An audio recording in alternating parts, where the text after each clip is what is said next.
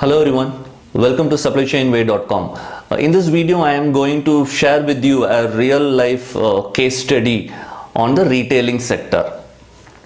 Okay, so this client is an Indian retailing giant. He is a multi-category, multi-brand retailer. So the business case given to us is basically this particular warehouse which is acting as a transit hub. That is, they take in primary shipments, decant it, and then it is segregated, and then it is going, the secondary shipments is going from the warehouse. So the case is like this: the current warehouse is running out of space, the products are everywhere, and it is running at 150% and above in terms of capacity, and we need to help the client in terms of setting up a new warehouse. The budget is close to around $1 million. So what we normally do whenever we get a business case, we also go and visit and see the existing operations as well. So as a part of the routines, we went there, we visited the transit hub, but we had one question in mind: why do a transit hub need such an expansion? Because as per the requirement, a transit hub's job is to get in the material, segregate it, send it out. There is no need for the material to stay for more time unless there is a compelling business need. So when we went with this background to the site, we have seen a lot of materials on the aisle. There is not even a place to get in there.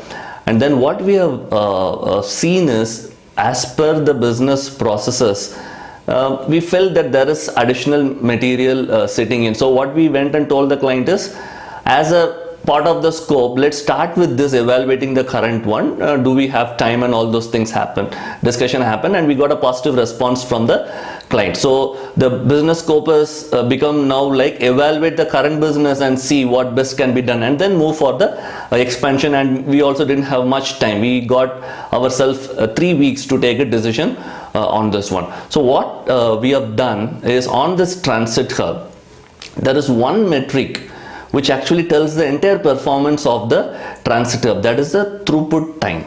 So the throughput time is the time it takes right from your inbound set of activities, storage, segregation, including the decanting, and then preparing all the documentations needed and sending the shipment out. That is your outbound till the shipping. So this entire activity, how much time it takes, including the delays and inefficiencies, comes under the throughput time. So we use two techniques, the Gemba study and the Terblick study, to map the current state of throughput time. When we map this out and put this in an A3 sheet, and we also used a value stream map format to actually document this, the issue was very evident.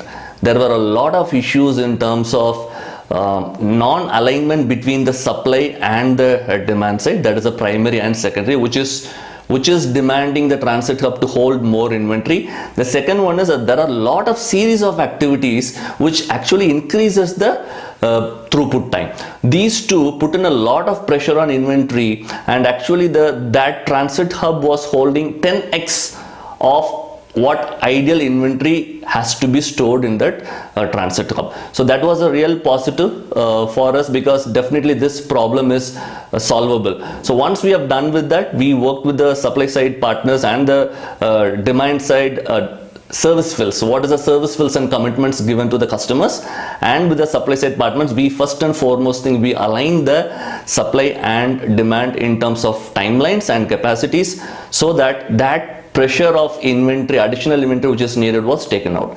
Second one, from the Terblick study, whatever we have done, we knocked down specific station-wise issues which is leading to the higher throughput time, that is the cycle times as well. And then we also identified 80% of the existing processes into parallel activities, which without impacting the cycle times, we were able to reduce the throughput time of the transit hub. With these two, we were able to avoid that $1 million investment of new expansion, number one. Number two, when we worked out all these nuances in throughput time reduction, we have also reduced some of the cycle time, aligned the supply versus demand, and we have also done a detailed activity study of their processes and eliminated some of the processes which is not needed at all considering their current supply chain.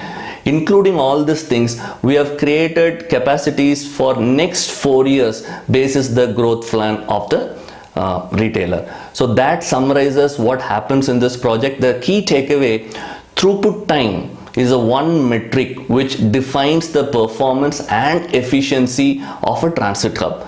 So before jumping onto an expansion, we have to evaluate. Just by documenting this throughput time, we can evaluate, do we have any scope to improve on my current warehousing, that is a transit hub operation, before we go ahead and expand. Second thing, a transit hub by principle, it is always had to be pick the product, segregate it in the containers or the sizes which suits your secondary shipment, which goes to your customer, and send it. Never a transit hub is defined or designed to hold inventory more than that. In a sense, if my throughput time is going to be 4 hours, the transit hub has to store a material less than or equal to 4 hours, unless there is a compelling need from your supply side that you have to specifically hold some inventory there. I think these are the key takeaways. Thank you so much for watching this video. If you have any follow-up questions, feel free to write back to me. Thank you so much.